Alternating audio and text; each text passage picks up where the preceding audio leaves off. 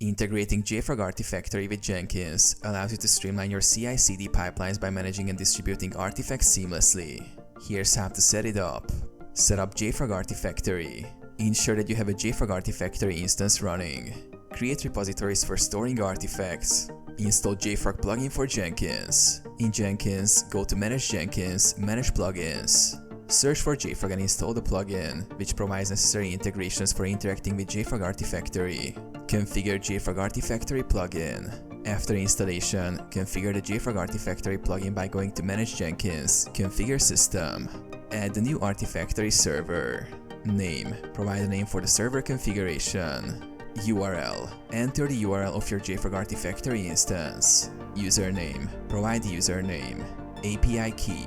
Provide an API key to authenticate with JFrog Artifactory. Configure Jenkins pipeline. Create a new Jenkins pipeline or use an existing one. Add steps to upload, download, or deploy artifacts. Test integration.